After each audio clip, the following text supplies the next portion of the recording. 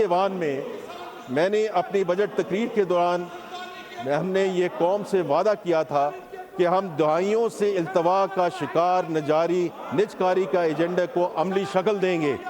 میں آج اس ایوان کو بتاتے ہوئے خوشی محسوس کرتا ہوں کہ یہ وعدہ صرف وعدہ نہیں رہا بلکہ ایک حقیقت بن چکا ہے۔ ہم نے فرسٹ پیمنٹ بینک کے نجکاری سے آغاز کیا اور پھر 23 دسمبر 2025 کو پوری قوم نے دیکھا کہ اسلام آباد میں ایک شفاف اور براہ راست ٹیلی ویژن پر نشر ہونے والی نیلامی کے ذریعے پاکستان انٹرنیشنل ایئر لائنز کو مجموعی طور پر 185 ارب روپے کے عوض نجی شعبے کے حوالے کر دیا گیا۔ یہ کامیاب اور تاریخی نجکاری وزیر اعظم پاکستان کے اس ویژن کے عین مطابق ہے کہ نجی شعبہ ہی ملک کی پائیدار معاشی ترقی کا ضامن اور علمبردار ہے۔ Private sector is going to lead this country. P I A کی کامیاب نجکاری کے بعد ہم ایک 5 سالہ منصوبے پر عمل پیرا ہیں جس کے تحت کئی حکومتی اداروں کو نجی شعبے کے حوالے کیا جائے گا۔ اس میں ڈسکوز، جینکوز، بینکس، انشورنس کمپنیاں اور ہوائی اڈے شامل ہیں۔ اس سلسلے میں 3 ڈسکوز کے پہلے بیچ کی نجکاری کے لیے اظہار دلچسپی کے نوٹس جاری ہو چکے ہیں۔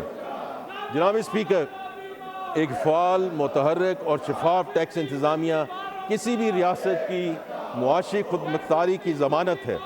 ٹیکس کی وصولی کے بغیر کاروبار مملکت سر انجام نہیں پا سکتا اور نہ ہی ترقیاتی کاموں کے لیے وسائل مہیا ہو سکتے ہیں۔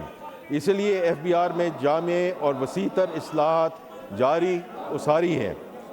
ایف بی آر میں اصلاحات کے مطابق کہ اب تک کے نتائج جناب اسپیکر بہت حوصلہ افزا ہیں۔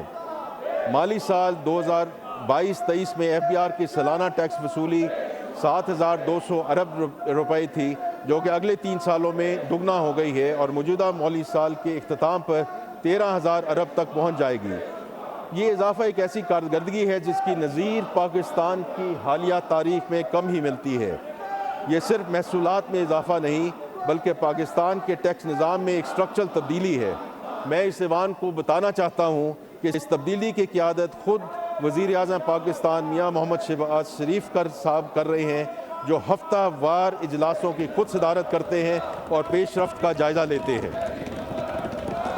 جناب اسپیکر، اس تبدیلی کے ٹھوس ثمرات سامنے آ رہے ہیں۔ سب سے پہلے پروڈکشن مانیٹرنگ کا نظام ہے جس میں مرکزی ڈیش بورڈز، ویڈیو انالیٹکس اور ٹیمپرنگ الرٹ سے مدد لی جا رہی ہے۔ یہ نظام 27 سیمنٹ فیکٹریوں اور 75 شوگر ملوں پر نافذ ہو چکا ہے۔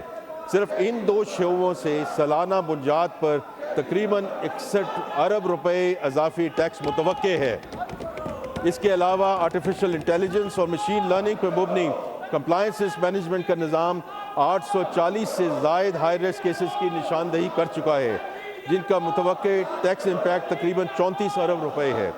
اس طرح فیس لیس کسٹم اسیسمنٹ کے ذریعے ہم نے امپورٹر اور کسٹم افسر کے درمیان براہ راست رابطے کو کم کیا ہے، جس سے نہ صرف پر کنسائنمنٹ محصولات میں اضافہ ہوا ہے بلکہ ہراسانی یا آپ ہراسمنٹ سمجھ لیں اور رشوت کے امکانات بھی کم ہوئے ہیں۔ جناب اسپیکر، آنے والے مہینوں میں پروڈکشن مانیٹرنگ کے نظام کو نئے شعبوں تک توسیع دی جائے گی جن میں ٹیکسٹائل، مشروبات، آئرن اینڈ اسٹیل، گھی اور خوردنی تیل، ٹائرز، پیپر اینڈ بورڈ اور دیگر شعبے شامل ہیں۔ یہ توسیع ملک کی منظم صنعت کے ایک بڑے حصے کا احاطہ کرے گی۔ جناب اسپیکر، ان تمام اصلاحات اور اقدامات کا حتمی مقصد ایک ایسے ٹیکس نظام کا حصول ہے جو منصفانہ ہو، جس میں ایماندار ٹیکس دہندہ پر کم بوجھ پڑے، جو ڈیٹا کی مدد سے ٹیکس چوری کے واقعات کا سدباب کرے اور انسپیکٹر کی سوادید اور آربیٹری ایکشن کی بجائے ڈاکومنٹیشن اور کمپلائنس کے ذریعے محصولات میں اضافہ ممکن بنائے۔ ہماری یہ کاوش محض زیادہ ٹیکس کے حصول کا ذریعہ نہیں بلکہ ریاست اور شہری کے درمیان اس بنیادی سماجی رشتے کی تجدید ہے جس میں شہری کا ریاست پر اعتماد بحال ہو اور ریاست شہری کی محنت کا احترام کرے۔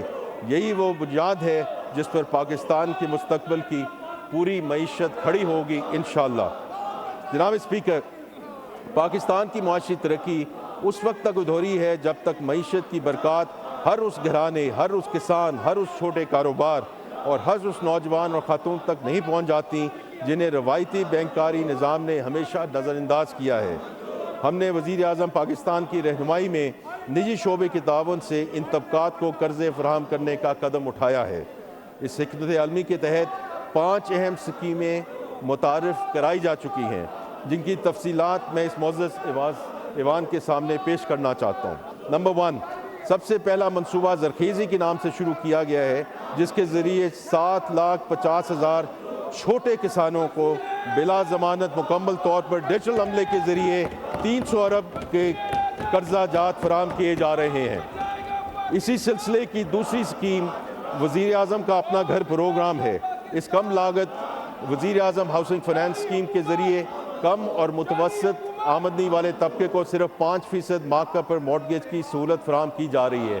اور میں اس میں صرف ایک ذکر کرتا جاؤں، کیونکہ وزیر اعظم پاکستان نے اس میں کل خود ایک میٹنگ کی، جس میں یہ پورا کلیئر ہو چکا ہے کہ اس میں 90 بلین روپے کی جو لونز ہیں وہ اپروو ہو چکے ہیں اور 11 بلین روپیہ ڈسبرس ہو چکا ہے۔ ہماری حکومت کا تیسرا اہم قدم پاکستان ایکسیلریٹڈ وہیکل الیکٹریفیکیشن اسکیم کا اجرا ہے، جس کے تحت ای بائکس اور ای رکشوں کی خریداری کے لیے سبسڈائز فنانسنگ فراہم کی جا رہی ہے۔ اس سلسلے کی چوتھی scheme prime minister's fan replacement program, جس کے تحت ملک بھر میں پرانے زیادہ بجلی خرچ کرنے والے پنکھوں کی جگہ کم بجلی استعمال کرنے والے پنکھے لگائے جا رہے ہیں۔ ہماری حکومت کا 5واں اقدام سوشل امپیکٹ فنانسنگ ہے، جس کے تحت 2 پروگرام شروع کیے گئے ہیں۔ ان میں سے پہلا پاکستان سکلز امپیکٹ بانڈ کا اجرا ہے، جس کے ذریعے نیفٹیک کے توسط سے نوجوانوں کو فنی تربیت فراہم کی جائے گی۔ اس سلسلے کا دوسرا قدم ایگری سٹوریج فنانسنگ فیسلٹی کا اجرا ہے۔ یہ 7.1 ارب روپے کا منصوبہ ہے، جس کے تحت ملک بھر میں سٹوریج فیسلٹیز قائم کی جائیں گی، جہاں کسانوں کو اپنا اناج اور غلہ محفوظ کرنے کا موقع ملے گا اور انہیں اس محفوظ شدہ اناج پر بینکوں سے قرضہ لینے کی سہولت ہوگی۔ یہ 5 اسکیمیں وزیر اعظم پاکستان کی خصوصی توجہ پر شروع کی گئی ہیں اور ان کا مقصد ملک میں مالی شمولیت کی کوششوں کو تیز کرنے کے علاوہ ہنرمند اور محروم طبقات کے لیے ترقی کے راستے کھولنا ہے۔ میں اس معزز ایوان کو یہ کہنا چاہتا ہوں کہ these schemes are not in design phase, they are in execution and we are انشاءاللہ جیسے ہم اگلے سال میں جاتے ہیں these schemes are going to be even further accelerated as we go انشاءاللہ into the next fiscal year۔ جناب اسپیکر، ڈیجیٹل پاکستان اور مالی شمولیت کے ایجنڈا پر نمایاں پیش رفت ہوئی، جس کے نتیجے میں بینکنگ یوزرز میں اضافہ ہوا، ڈیجیٹل ٹرانزیکشنز میں تیزی آئی اور کیش لیس اکانومی کے فروغ کی بنیاد مضبوط ہوئی۔ پچھلے سال کے 5 لاکھ کے مقابلے میں 16,70,000 تاجر ڈیجیٹل پیمنٹ کے نظام سے جڑ چکے ہیں۔ اسی طرح ڈیجیٹل بینکنگ کی سہولت سے استفادہ کرنے والے صارفین کی تعداد 95 ملین سے بڑھ کر 133 ملین تک پہنچ چکی ہے۔ سالانہ ڈیجیٹل ٹرانزیکشنز کی تعداد 6.9 ارب سے بڑھ کر 10.1 ارب ہو چکی ہے۔ ملک میں وصول ہونے والی ترسیلات کا 92% بینک اکاؤنٹ میں موصول ہو رہا ہے، جبکہ G2P کا 75% اب اسی ڈیجیٹل نظام کے تحت کیا جا رہا ہے۔ میں اب وزیر اعظم یوتھ پروگرام پہ بات کرنا چاہتا ہوں۔ جناب اسپیکر، ہمارے قومی شاعر علامہ اقبال نے کہا تھا، محبت مجھے ان جوانوں سے ہے ستاروں پہ جو ڈالتے ہیں کمن۔ نوجوان کسی بھی ملک کا سب سے قیمتی اثاثہ ہیں۔ ہماری قومی آبادی کا 67% حصہ 30 سال سے کم عمر آبادی پر مشتمل ہے۔ ہمارے نوجوان ہنر، عزم اور کچھ دکھانے کے جذبے سے معمور ہیں۔ وزیر اعظم یہاں محمد شہباز شریف کا عزم ہے کہ ہر نوجوان پاکستانی کو وہ ہنر، وہ تربیت اور وہ مواقع ملنے چاہیے جو اسے قومی معیشت کا فعال شراکت دار بنا سکے۔ اسی ویژن کا عملی اظہار وزیر اعظم یوتھ پروگرام ہے۔ جناب اسپیکر، نوجوانوں کا سب سے بڑا سرمایہ ہنر ہے۔ نیفٹیک کے ذریعے prime minister youth skills development program نے اب تک تقریباً 5,15,000 نوجوانوں کو جدید اور روایتی فنی تربیت فراہم کی ہے۔ انڈیپینڈنٹ ایویلویشن کے مطابق ان تربیت یافتہ نوجوانوں میں سے 53% ملازمتیں حاصل کر چکے ہیں۔ اس پروگرام میں خاص طور پہ IT پر مبنی تربیت کے ذریعے خواتین کی معاشی خود مختاری پر خصوصی توجہ دی گئی ہے، تاکہ گھر بیٹھے فری لانسنگ اور ڈیجیٹل معیشت میں ہماری بہنیں اور بیٹیاں بھی برابر کی شریک ہوں۔ اگر ہنر ایک گاڑی ہے تو سرمایہ اس کا ایندھن ہے۔ Prime minister youth business and agriculture loan scheme آج پاکستان میں چھوٹے اور درمیانے درجے کے کاروبار کی فنانسنگ کا سب سے بڑا ذریعہ بن چکا ہے۔ जनवरी 2023 से अब तक इस स्कीम के तहत 258 अरब रुपए की रकम तकसीम की है, जिसमें से 5,34,000 से ज़ायद नौजवान मुस्तफ़ीद हुए। खेलों के मैदान में भी prime minister sports talent Hunt programme के ज़रिए 19 मुख्तलिफ खेलों में मुल्क गिर टैलेंट हंट जारी है, जिसमें PSL के मॉडल पर एक खसूसी हॉकी लीग का कमाल भी शामिल है। अगला जहांगीर खान, अगला अरशद नदीम या अगला ओलंपिक चैम्पियन शायद किसी शहर या गाँव में मौजूद है जहां अभी तक हमारी नज़र नहीं पहुंची। ये प्रोग्राम उसे ढूंढ निकालेगा। जनाब speaker, prime ministers youth programme सिर्फ अफलाई खराजात नहीं, ये हमारी हुकूमत की सबसे मुनाफे बख्श सरमायाकारी है, क्योंकि हमारी हुकूमत नौजवानों को मुल्क के मुस्तकबिल का मेमार समझती है। जनाब स्पीकर, एक फॉरवर्ड लुक और जामे तजारती पॉलिसी हमारी माशी इस्लाहाती एजेंडे का अहम जुज़्व है। हमारा बुनियादी अज़्म वाज़ेह है, पाकिस्तान को दरामदाद पर इन्हिसार करने वाली मईशत की बजाय बरामदाद के बलबूते पर आगे बढ़ने वाली मईशत बनाना है। हमारी मुआशी बका का रास्ता आलमी मंडे में मुकाबला करने की सलाहियत बढ़ाने में है। जनाब स्पीकर, बरामदाद को फ़रोग देने के लिए हुकूमत ने कारोबार की लागत कम की। एक्सपोर्ट इनकम पर आयद 0.25% एक्सपोर्ट डेवलपमेंट सरचार्ज को मुकम्मल तौर पर ख़त्म कर दिया गया। वज़ीर आज़म साहब की ख़ास हिदायत पर एक्सपोर्ट फाइनेंस स्कीम के तहत मार्कअप की शरह 19% से कम करके 4.5% कर दी गई। एक्सपोर्ट फैसिलिटेशन स्कीम के तहत सहूलत की मुद्दत 9 माह से बढ़कर 18 माह कर दी गई, ताकि बरामद कुन्नान को कैश फ्लो के मसाइल का सामना ना करना पड़े। इसके अलावा सनती बिजली के नर्ख भी कम किए गए।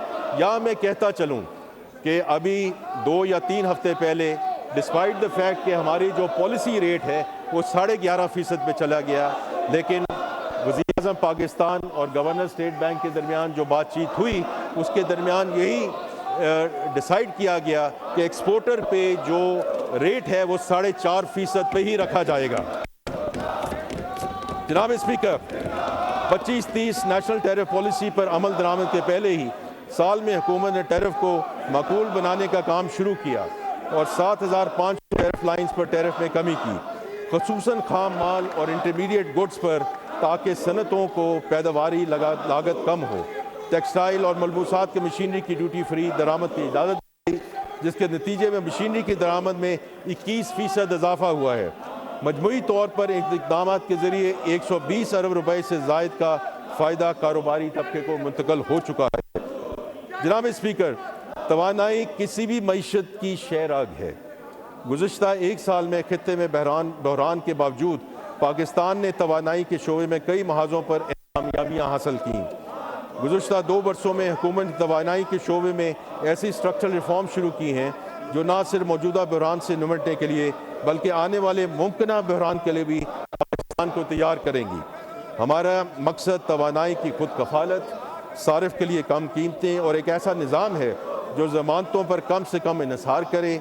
इस सोच के तहत मैं इस मौके के सामने बिजली, तेल और गैस के मैदान में हमारे अहम इक़दामात का जिक्र करना चाहूँगा। जनाब स्पीकर, बिजली का शोबा अपनी तारीख के सबसे गहरी इस्लाहाती दौर से गुजर रहा है। गुज़श्ता 2 वर्षों में इस शोबे ने माली नज़्म व ज़ब्त और कारकर्दगी में बेहतरी का मुज़ाहरा किया, जिसके नतीजे में माली साल 25-26 में बजट में मुख्तलिफ सब्सिडी के मुकाबले में 143 अरब रुपए से ज़ायद की बचत हासिल की गई। सबसे अहम बात यह है कि ये कमी मुस्तहिक सार्फिन पर बोझ डालकर नहीं बल्कि इस्लाहात के ज़रिए हासिल की गई। मज़ीद बरआं IPP से मुज़ाकरात के नतीजे में तकरीबन 3.7 ट्रिलियन रुपए की बचत हासिल करने के इक़दाम किए गए। जनाब स्पीकर, इस शोबे की इस्लाहात में सबसे अहम कदम competitive trading bilateral contract market का अमली आगाज़ है। इसके तहत पहली कंपेटिटिव नीलामी मुनक्कद होने जा रही है, जिसमें तकरीबन 800 मेगावाट बिजली का कारोबार एक मुसाबकती मार्केट पर मबनी फ्रेमवर्क के तहत होगा। ये कोई मामूली पेशरफ्त नहीं है,